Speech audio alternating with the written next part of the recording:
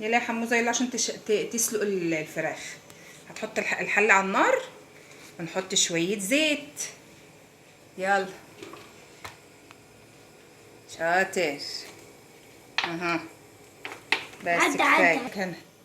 يلا انت قرفان ليه كده؟ يا لهوي انت قرفان ليه يا حمزه؟ تعال تعال يلا نحط في الحله. حط. ماشي انا هحط انا. هدومي. طبعا الفراخ دي متنضفه ومنقوعه في خل وملح ودقيق وليمون، صح ولا لا؟ صح. صح. كده نقلب كده يا حموز. كده اهو. شوف زي الفل ازاي. اهو كده نقعد نقلب كده. خلاص هنحط بقى ايه؟ يلا يا حمزه هتحط بقى طماطمايه وبصلايه وورق لورا ومستكه بقى. يلا ها لا حطه على كده اهو كده.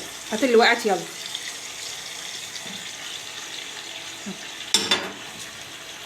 شاطر. يلا حط يا حمزه الكمون.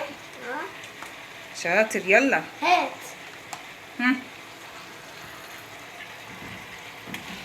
هات.